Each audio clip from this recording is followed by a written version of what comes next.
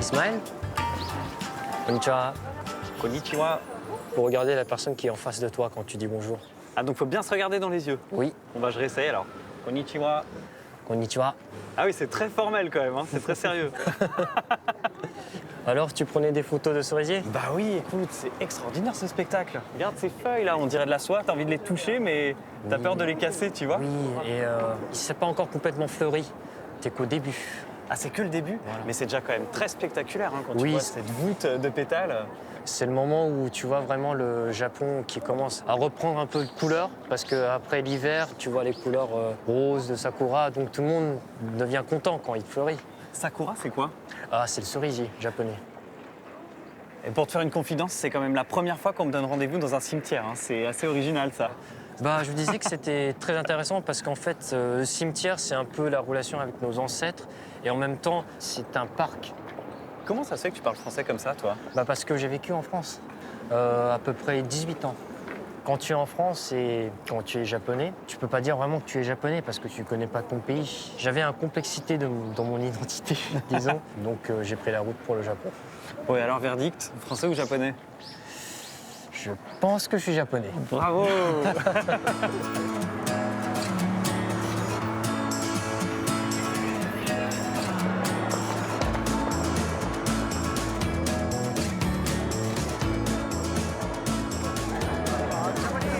Il y a du monde, hein? Oui, oui.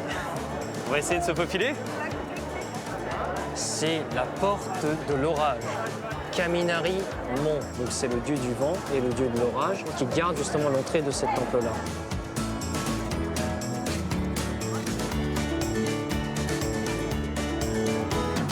Tu vois, je me suis toujours demandé ce que c'était que ces lampions, lanternes, c'est quoi?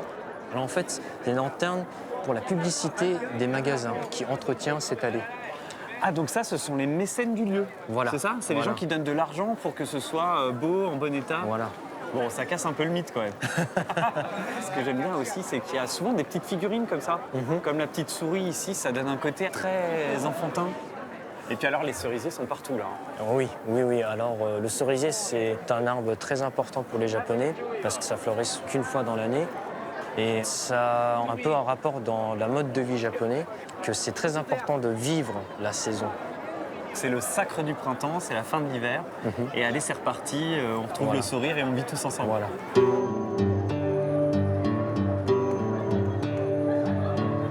Et quand est-ce qu'il a été construit ce temple d'Aichi?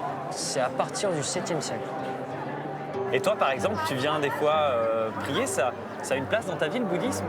Dans la maison japonaise, la présence des religions, c'est partout. Par exemple, chez la maison de mes grands-parents, il y a un endroit qui s'appelle Kamidana. En fait, c'est un petit sorte de réplique de ce bâtiment, de maison de Dieu. Quand mon grand-père a perdu ma grand-mère, il venait prier chaque matin devant cet endroit-là. C'est à ce moment-là que tu comprends que quand il y a un membre de ta famille décède, il y a vraiment le côté bouddhiste qui vient vraiment... Se rappeler à toi, quoi. Voilà. Ouais.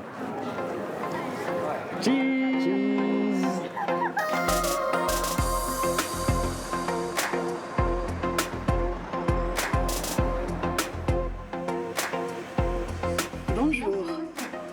Je vous souhaite la bienvenue à l'hôtel. Bonjour madame. Ah, D'accord. C'est un mannequin, c'est un robot? Oui, c'est un robot. C'est hallucinant ça. Alors ça, vraiment, j'ai jamais vu ailleurs. Ça fait limite peur.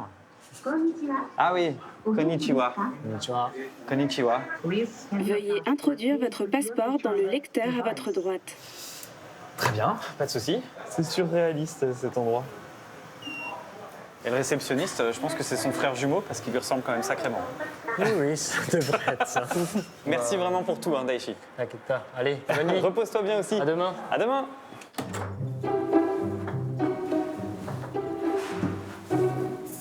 Ah oui, c'est vraiment tout petit.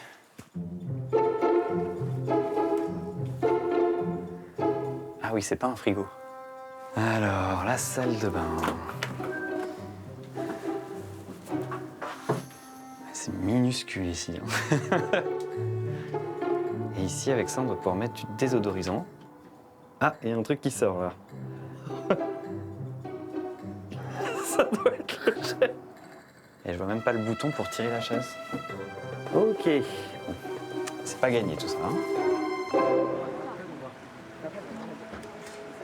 Pour les Japonais, le printemps est l'un des moments les plus importants de l'année.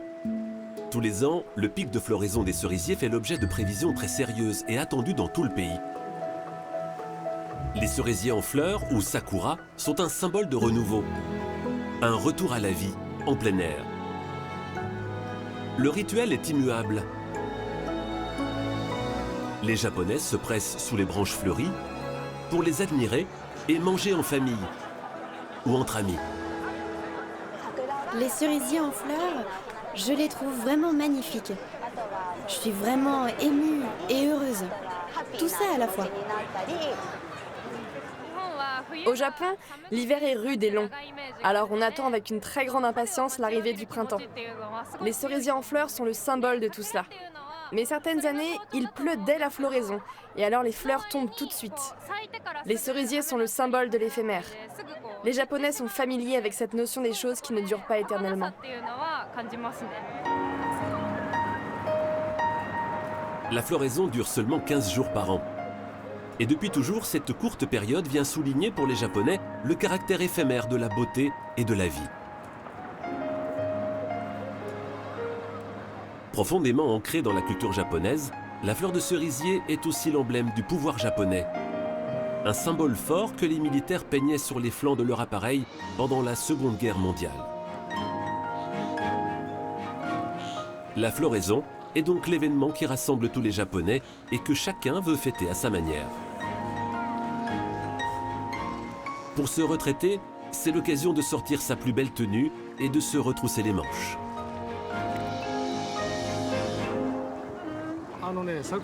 Cela fait 15 ans que je suis rameur bénévole pendant la saison de floraison des cerisiers. On ne s'est arrêté qu'une seule fois lors de la catastrophe de Fukushima en 2012. La fête avait été annulée. Moi, je m'entraîne toute l'année en faisant plein d'exercices. La saison des cerisiers, c'est vraiment l'événement le plus important de l'année. Le sakura est si important pour les Japonais que des petits malins ont eu l'idée de ne plus s'embarrasser avec la météo ou la nature. Les nouveaux pétales de cerisier, c'est pour demain? C'est bon? On pourra les changer? Ce jeune Japonais est créateur d'événements. Il a fait le buzz en imaginant une piscine remplie de pétales de cerisier synthétiques. Le décor rêvé pour les Japonais friands de selfies. Normalement, on contemple les cerisiers dans un parc ou dans un endroit extérieur. Mais nous proposons aux gens d'admirer les cerisiers à l'intérieur. Et c'est à la mode. Ça permet de profiter des cerisiers environ 10 jours avant que la saison commence. Et puis comme ça, on évite les problèmes d'allergie ou le froid. C'est plus confortable. Le concept cartonne. Ici, les gens sont prêts à faire la queue pendant plus de 3 heures pour pouvoir enfin prendre la précieuse photo.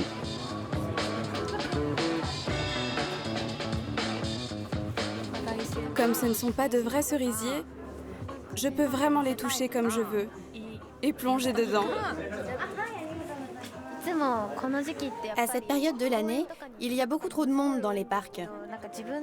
Alors ici, pendant quelques minutes, j'ai l'impression d'avoir le monopole sur les cerisiers.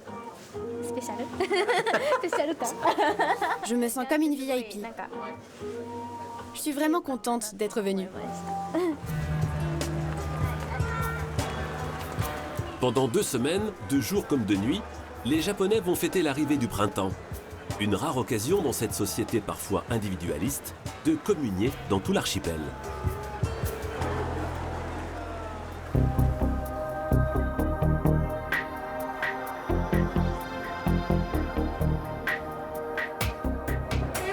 Je vous en prie, bienvenue à la tour Skytree. Konnichiwa. Waouh, la vue qu'on a ici.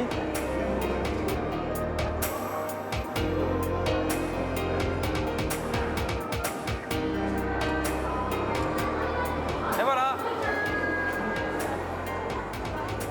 Ah, c'est le coin des enfants ici? Non, non, c'est justement les plaques transparentes. Ah oui, on voit à travers. On marche dans le ciel, c'est ça? Je te laisse partir. Hein, Ok, t'as le vertige, moi aussi. La petite, elle a pas peur, hein, t'as vu? Ouais. On marche sur Tokyo. Et là, on est à quelle altitude? On est à 340 mètres. 340 mètres, ça doit être à peu près la taille de la Tour Eiffel, ça. Voilà, c'est ça. Je suis vraiment bluffé par cette vue, tu vois. Ah bon? Ouais. Parce que c'est un océan de béton, en fait, qu'on a devant nous, là. Ouais. Il y a eu beaucoup de bombardements pendant la Seconde Guerre mondiale. Le pays était ravagé. Du coup, ils n'ont pas vraiment des routes avec des arbres ou des coins pour les parcs. Et pourtant, la nature, c'est hyper important au Japon. Bah oui, c'est très important. Mais malheureusement, avec la croissance économique, les Japonais, ils ont dit, au lieu de penser à la nature, il faut penser à l'argent. Ouais. Je crois que j'ai rarement vu autant de gratte-ciel côte à côte. C'est délirant.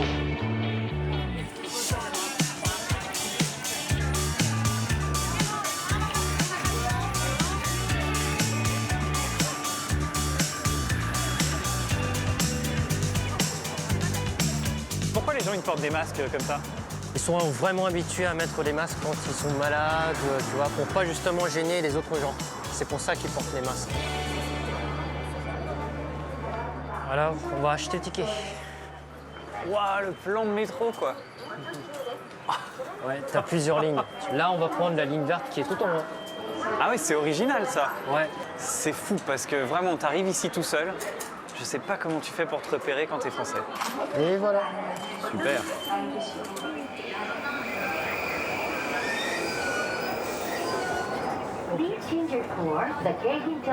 Tu sais ce qui m'étonne, là?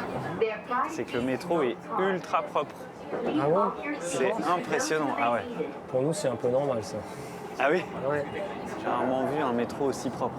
Tu sais, s'il y a les deux places qui se libèrent, ce serait bien qu'on s'assoie. Parce qu'en fait, les sièges au Japon, il y a des chauffages qui sont intégrés. Ah, ça te chauffe quand tu te poses dessus? C'est pour ça que tu vois, il y a quelques gens qui sont déjà un peu en sommeil. Ouais, je vois que le monsieur, il est confort, là. Il dort tranquille.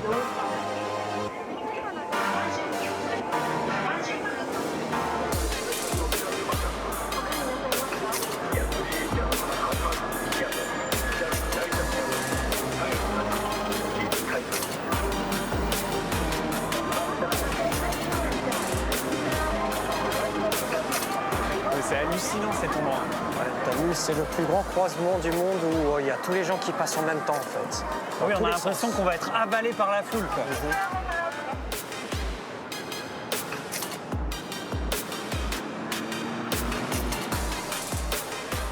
Dis donc, il y a du monde ici.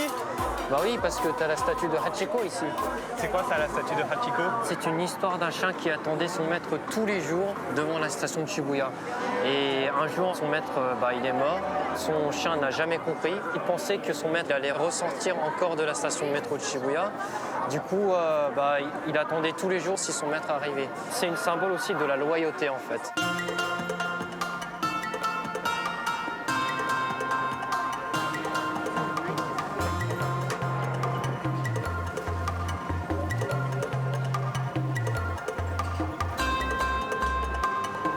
C'est ici qu'on va manger?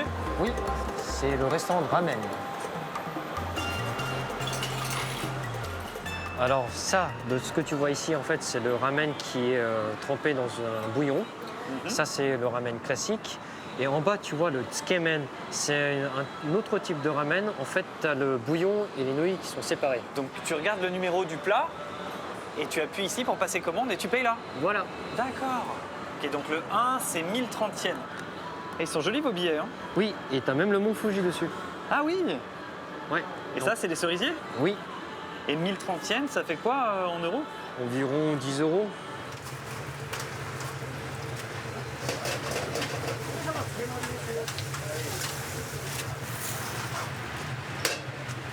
Ah, les voilà. Hop là. Là, c'est pas un bol de soupe, c'est une marmite de soupe. C'est super rapide le service. Bah oui, parce que les Japonais détestent attendre, tu vois. Alors, qu'est-ce qu'on a de bon là-dedans? On a des œufs. C'est les œufs fermentés dans le sauce soja, en fait. Ah, des œufs à la sauce soja. Et là, alors, c'est quoi ça? Alors ça, c'est un morceau de bambou. Bon, bah, on n'a plus qu'à déguster ce plat. Voilà. Bon appétit. Alors, comment tu dis bon appétit? Itadakimasu. Itadakimasu. Oui. Ah oui, si ma mère me voit faire ça, elle va pas aimer. Parce qu'en fait, au Japon, quand tu manges les nouilles, ça joue aussi avec le son. Le bruit que tu fais quand tu aspires les nouilles, ça prouve que le repas est bon. D'accord. Bon, bah, je vais respecter la tradition alors. Hein. Pour une fois que j'ai le droit. Désolé, maman, hein, mais j'ai pas le choix cette fois.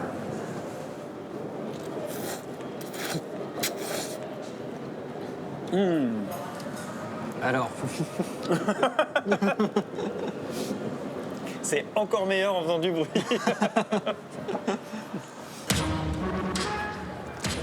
L'artisanat japonais incarne la recherche de la perfection de toute la société nippone. Et les kimonos en sont l'emblème. Ils sont bien plus qu'un simple folklore. Pour fabriquer un kimono, il n'y a pas moins de 11 étapes à respecter. Au cœur de l'atelier Kugei, un des ateliers les plus réputés du Japon, Takeko Okayama pratique le yuzen, la peinture sur tissu. Une technique qui demande précision et subtilité. Il m'a fallu beaucoup pratiquer pour que je prenne l'habitude, pour savoir comment chaque tissu absorbe la teinture. Je faisais maladroitement tomber des gouttes où la teinture débordait. La seule façon d'apprendre, c'est de répéter et répéter toujours les mêmes gestes. C'est ça qui est le plus dur, que cela devienne presque automatique. Takeko est considérée comme une artiste dans son pays. Elle crée des kimonos depuis 30 ans et sa société a grandi. Mais elle aime revenir dans l'atelier de ses débuts pour créer des pièces uniques.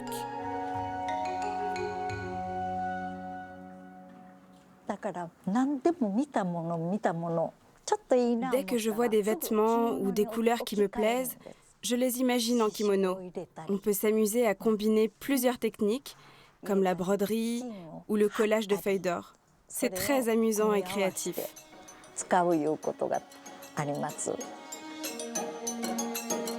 Juste au-dessus de l'atelier, les kimonos, une fois terminés, sont immortalisés. Vous pouvez prendre plusieurs photos, s'il vous plaît ? Ces pièces uniques sont des œuvres d'art, pensées comme telles. 13 mètres de tissu peint et assemblé, que l'on peint comme des tableaux. Il y a une raison pour laquelle on expose le kimono de cette manière. C'est parce que cela raconte quelque chose, comme une peinture. Le kimono est fait avec plusieurs tissus de cette largeur. Au moment de l'assemblage et du pliage, il faut absolument que les différents motifs fassent un seul et même dessin. Les kimonos les plus travaillés peuvent coûter jusqu'à 8 000 €. En raison de leur prix et du mode de vie plus occidentalisé, les kimonos se portent aujourd'hui pour de grandes occasions, mariages ou cérémonies de remise de diplôme. Certains artisanats traditionnels vieux de plusieurs siècles sont encore présents dans le quotidien des Japonais. Le tatami, qui existe depuis plus de 1200 ans, tapisse l'intérieur des maisons japonaises. Taishi Yamaki fabrique ses tatamis à la main, comme son père et son grand-père avant lui. Pour lui, les tatamis représentent un pan de l'histoire du Japon qu'il ne faut surtout pas oublier. Il existe à peu près 2000 sortes de bordures de tatami. Tout au début, pour les chefs samouraïs ou pour les personnalités, on utilisait ce type de bordure. Les bordures indiquaient le degré de hiérarchie de celui qui commandait le tatami. Aujourd'hui, c'est beaucoup plus libre. Il y a plein de possibilités. Regardez, il y a même des bordures avec des pattes de chien. Ce motif a beaucoup de succès. Ces tatamis faits main sont aujourd'hui très chers. Et la concurrence chinoise est parfois rude. Mais Taishi reste une référence et son carnet de commandes est plein pour toute l'année. Il nous emmène dans le temple de son quartier pour lequel il a fabriqué des tatamis. Le travail du maître de tatami ne s'arrête pas à la fabrication. C'est aussi lui qui les pose, au millimètre près. Les tatamis sont fabriqués avec de la paille de riz et des joncs. Ce sont des produits 100% naturels. Parce qu'ils sont naturels, ils purifient l'air. Ils nettoient l'air pollué par l'ammoniac ou d'autres composés volatiles organiques. Le tatami aspire ces substances toxiques et les décompose. C'est comme si vous aviez la clim, un déshumidificateur et un humidificateur. Il régule le taux de l'humidité dans la pièce de manière naturelle. S'il ne fait pas de doute que les Japonais restent attachés à leur tradition, les artisans doivent tout de même parfois faire preuve d'inventivité. Au premier étage de la boutique Yoshiya se cache un atelier de parapluies traditionnels vieux de 150 ans. C'est un des derniers où l'on fabrique encore à la main ces parapluies en papier, réservés à l'origine à l'empereur et à sa famille. Le processus est très long pour fabriquer la structure en bambou. C'est là-dessus que l'on colle le tissu. Cela prend environ une semaine juste pour le collage. Du coup, dans notre atelier, on produit seulement 10 à 20 parapluies par mois. Sachant que pour que le parapluie soit prêt à être utilisé, il faut 1 mois. Pour que ce savoir-faire ancestral ne disparaisse pas, la famille Yoshiya a su innover. Ils ont imaginé des lampes avec les mêmes matériaux que ceux des parapluies. Ils les vendent à l'étranger, dévoilant ainsi aux yeux du monde le sens de l'esthétisme japonais, porté par des valeurs ancestrales.